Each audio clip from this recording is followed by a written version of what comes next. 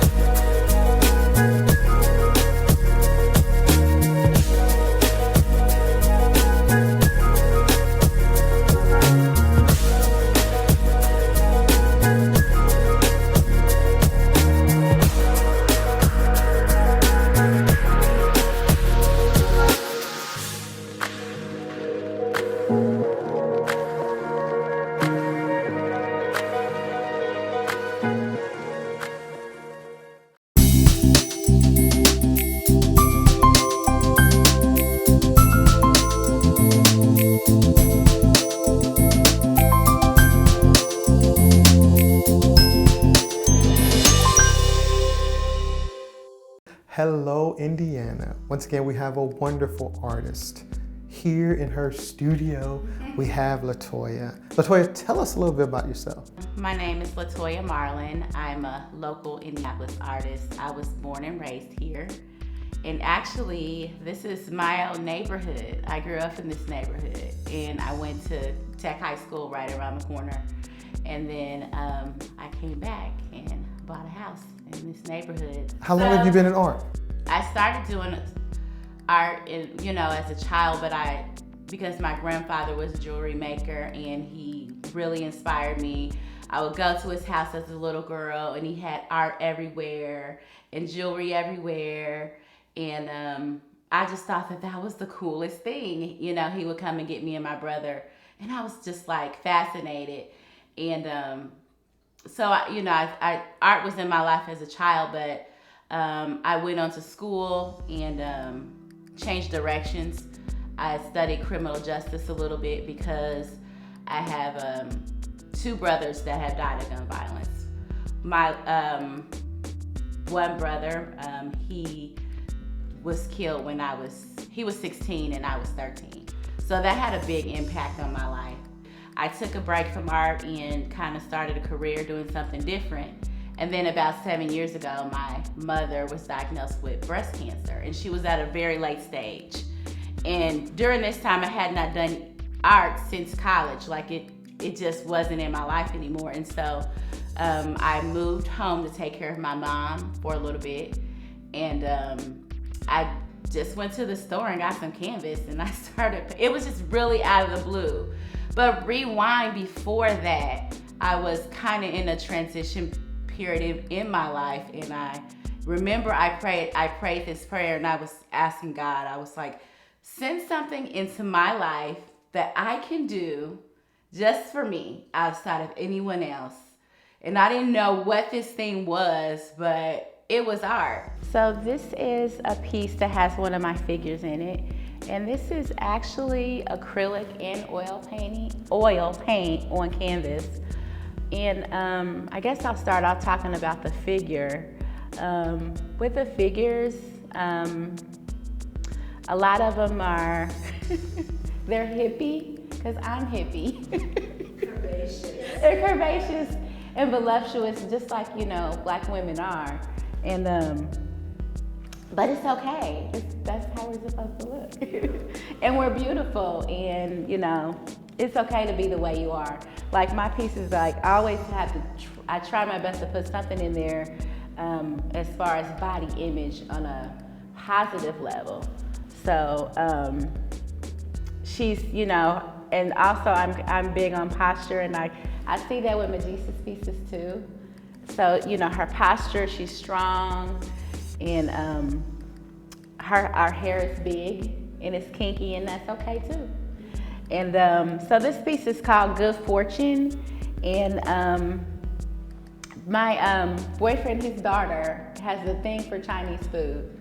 And so we would have tons of fortune cookies in the junk drawer, and fortune cookies, like the fortunes would be everywhere. And so I started to collect them.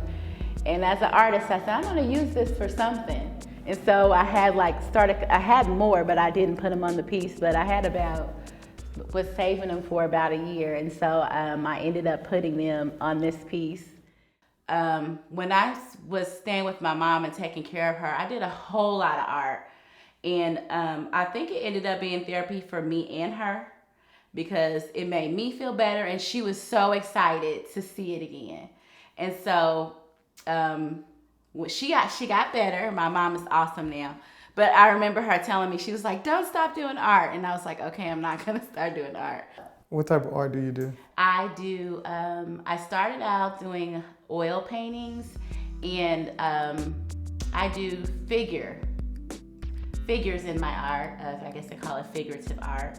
And they're mostly women, and a lot of the women that are in my art, they're like self-portraits, or they are created in my image, a lot of the women in the artwork. Wow. So you have Mona Lisa, who is kind of a petite image, and most of the artistic figures or figures in Italy and Rome, they're petite. Why did you choose a style the way you chose it? I'm an African-American woman, and this is how we look. You know, we come in all different shapes and sizes.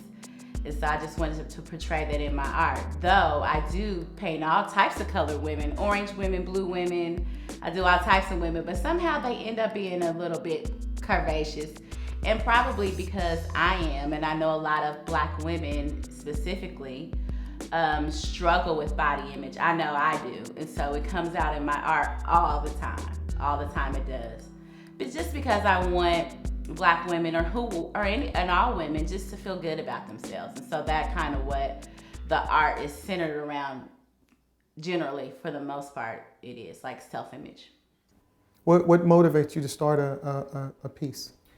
It's just like, it's just a part of me. It's something naturally I do. I can't necessarily feel like, oh, I feel like this today, let me go do some art, because I feel like that every day, you know. So you just hit the canvas and start going. Yeah, but you know, I think about art from day to day, and like most artists, we carry a notebook or a sketchbook, and when artists become inspired every day, all day throughout, you know, we could see something, and I'm always getting ideas. I guess that's how creative minds work. Like the mask you see. My grandfather did masks, so I do masks, and they show up in the work. And so I'll see something or an image or something or colors or something like that, and that, like, oh, I want to try that with a mask.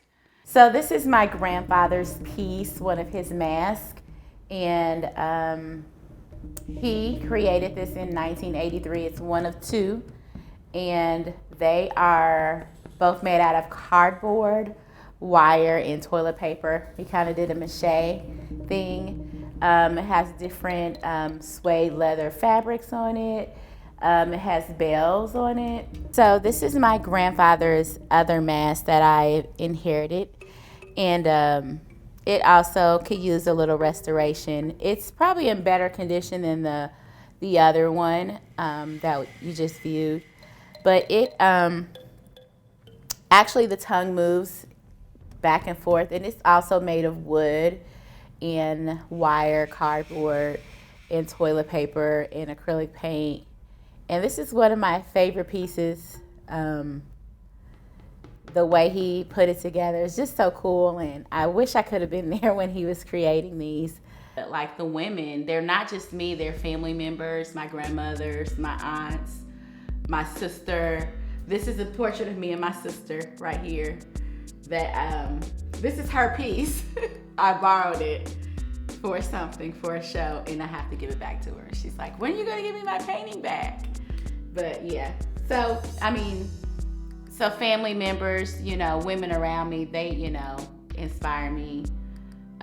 All types of women end up in my art. But people ask me all the time, why don't you paint men? Why don't you paint men? I really don't have an answer for it. I feel like women are funner to paint. Is it the shape? I think it's the shapes, you know, our shapes, our hair, our skin, you know, all of those things that make us beautiful. I just think they're, you know, more fun to paint.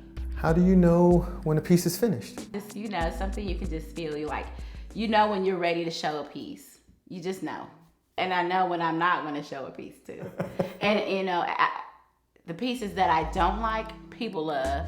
And the pieces that I love, sometimes they don't do as well. It's really weird how, you know, my eyes just different than the world's and vice versa. You did an exhibit at the Indianapolis Central Library. Talk a little about some of your artwork and what did that take to first get into the exhibit, okay, and then talk about some of the pieces that you decided to bring and share. So this is one of my traditional figures, and she's an African-American woman. And once again, it's always bold colors, very vibrant, and just a strong representation of women, which I like to portray in my art. So, and this is, I also call it a throwback piece because I kind of grew into doing something new and different. And so, but this is what I started out doing that kind of got me recognized doing art like this. So this is one of two pieces like this in the show. That exhibit at the library was done through Tony Radford.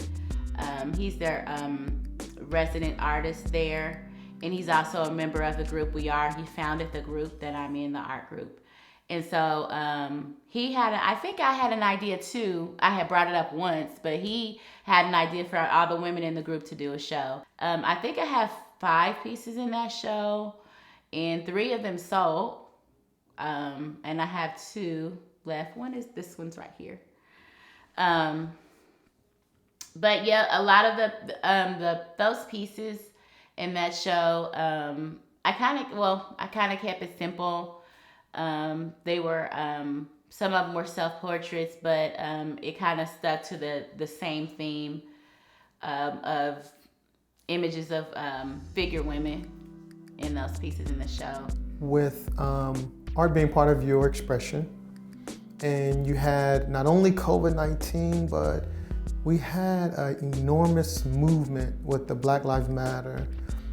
We had murals, tons of murals were downtown Indianapolis, and we've just seen on the media how so many people are expressing themselves. How has your art, in your opinion, played a role in expressing how you feel in terms of Black Lives Matter?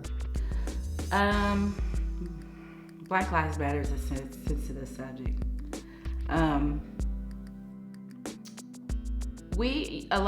So during COVID-19, you know, last summer we had this a strong Black Lives Matter movement, and a lot of the artists locally here, I think a lot of us had mixed feelings about it, because we were given the opportunity to have a voice for the first time, but we didn't want it to be at the expense of, we didn't want it this way. And so I was able to do a mural downtown. It depicted a young girl, and she was holding a Black Lives Matter sign. Mine was in I did a window mural. And so Gary G also did a mural, and Rebecca Robinson, she did a mural. But then Rebecca and Gary were able to participate in the large Black Lives Matter mural that's downtown that they all had a different letter. And but it ended up getting vandalized. But I'm glad that, you know, we were able to get the opportunity, and we took it and we turned it into something. We're like, well, we have this, we've been asking for this opportunity. Let's take it and make the best of it, and, you know, put out how we feel. But it was mixed feelings for a lot of us. Like, we want to be given these opportunities. We're asking for them, but, you know, we don't want to be used, and we don't want to be doing it because, you know, it's a trend at the time. Like, we want to do that. We want our voices to be heard all the time. Like, we want opportunities to express ourselves. We want to do public art in our community to make it, you know, because we're a part of the community. So how come we can't share some positivity and have the neighborhood kids see it and get inspired from it and make their neighborhood nicer, make the community better? Like, I live on the near east side of Indianapolis. I live in an area that I grew up in. It's not the best neighborhood, but it's important to me to do something in my neighborhood to improve it, to make it better. I think all of us, we want to be that part of the community. I know I do. And I know the artists that are around me, we want to be that part of the community, that positive piece. You know, we want to be we want to show our representation of the type of people that are here. How does your work speak to today's generation? My work speaks to this generation, women specifically, girls, teens, women of a certain age, all types of, Black, white, whoever. Myself, like, it speaks to a reminder of how beautiful we are, how beautiful Black women are, even though we struggle with that, because Black women, we have to do so much. We do it all. Like, so, at the end of the day, sometimes we just we don't have time. We don't have time. But, I just want Black women to know, I want all women to know how beautiful they are, and I really try to portray that in my art. And I think that's the kind of artist I want to be. It's important to me to, as I said before, to do something positive in my community, but it's even more important to me for the girls that are around me growing up, to have a positive female role model. My nieces, anybody, any girls that I'm a part of the village for. How do you feel your brother would feel about your journey?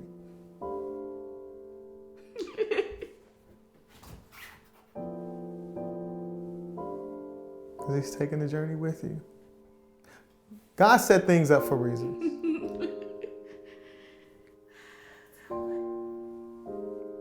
Well, how do you feel he would feel?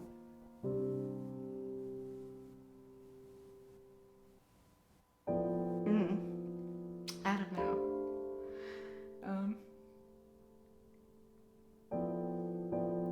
Both my brother Dante, he was an artist, and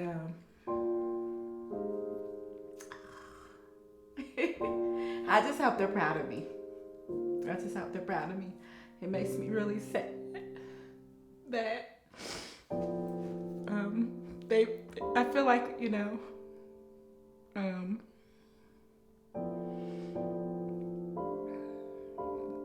that they can't go on this journey with me in the physical world. But I'm very in tune to my ancestors, so I know that they are here supporting me. And I just hope that they're proud of me. So I'll just leave it at that. Since this is the subject, my brother, so. I know. Gun violence is sensitive, right? It is. Gun violence has taken away a lot of talented individuals. What can we do to do our part to try to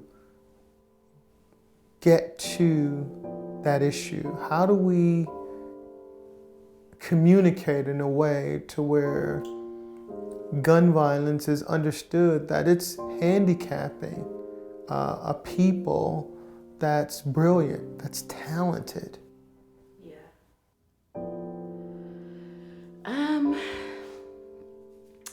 I don't, it's such a sensitive, I don't know. It's such a sensitive subject for so many of us.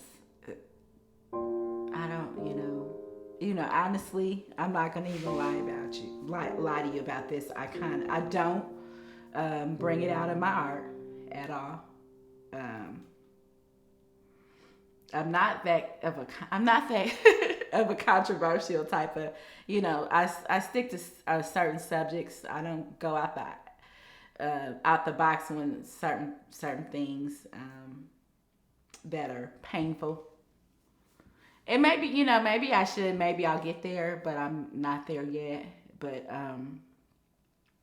I think it would be good to do some more, for us artists to do some more shows about gun violence. And I thought about that. So it may be, it's one of my, I've done 2 solo shows, and it's my goal to do a 3rd one, like when COVID kind of winds down. So maybe I'll incorporate that.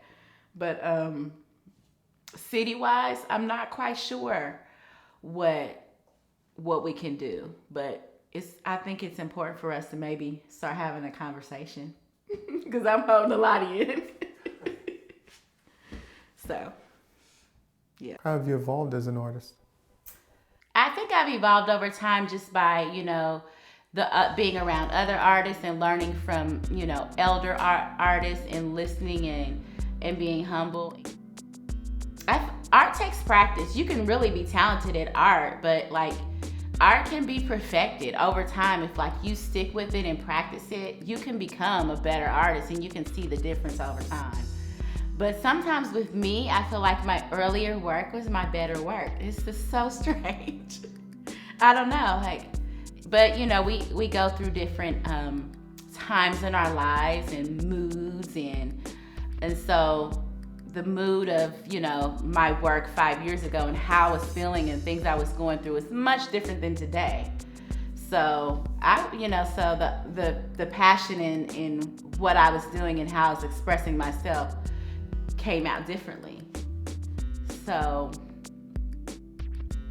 I think I've evolved over time, just, by trying different things and just learning. Talk about some of the things that you've been trying. Oh, I'm always trying to try new things. So this is an abstract piece with pouring that I did, and it's just a simple concept, acrylic on canvas. And so this is something new I'm trying. I feel like I'm not strong with abstract art, but I would like to get stronger. So it's something that I throw in there as a practice every now and then. And so this is just what I came up with. I just blended a few colors that I liked that were bold to me, and this was the outcome. So it's something that I'm gonna continue to try my best to work with, just to see where it goes. So these pieces, the African shields, I wanted to say that my mother, growing up, she always made it her mission to make sure that me and my brother and my sister knew our culture and knew African culture and Black history. So a lot of it tends to come out in my art. And so she really loved the Zulu people and their tribe. And so I did these Zulu shields, and I haven't given them to her yet because they've been in some shows, but these are gonna be for my mother. And so the everything I used to create the shields and the spheres, I just took a trip to the hardware store, which is one of my favorite places to go to shop for art supplies. And I think they agree with me on that. But basically, I use cardboard and pieces of wood and canvas, and I kind of just wrapped it and stretched it and molded it into a shield. And I think that you could probably use these. Like, for real. And, you know, I think about like how far I've come, like just doing art. It's been successful for me, because I just would never imagine that I would be doing so many art shows here locally and selling so much art and just getting to, know so many different artists and, meeting tons of people. It's been an awesome journey for me. What's the future for LaToya? The future for me, I have some goals, artistic goals that I wanna accomplish. I have them on my chalkboard so that I can be aware of them, and they're always there visually. But in general, as an artist, I know I said I don't want to make a ton of money at this, but it wouldn't be a bad thing, because if I didn't have art, I wouldn't be able to be a homeowner. Like, art paid for me to buy a house. So to be able to do that, because I was living in an apartment and I was running out of space, and I was like, I need to, and so art, like, it came right on time. Like, God is always on time. always.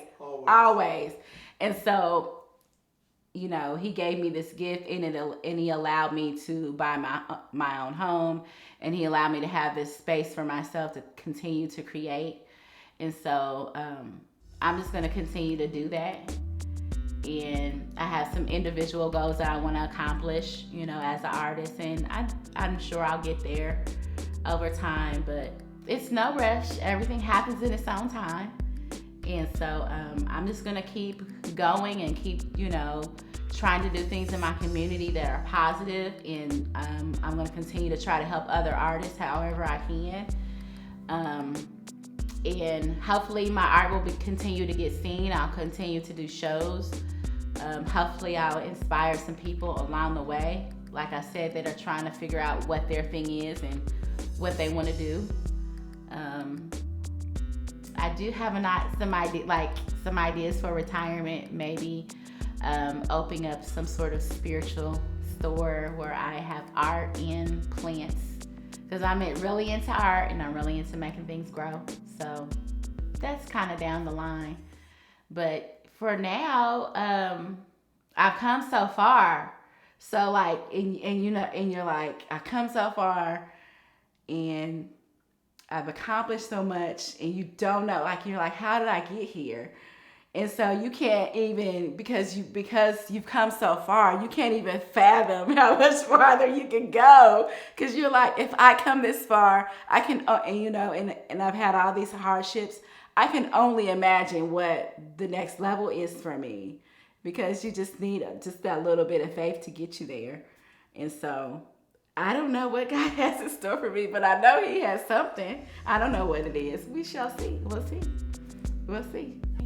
I'm very excited, to share my story, and hopefully I can inspire someone to find out what they love to do, and, and have it bring some joy into their life, because I think that's what it's all about. People are like, what's my purpose? What's my purpose? And it's to find something that you love to do and to share with others, and, let that be your ministry. And I tell people that all the time, like, love is my religion and art is my ministry.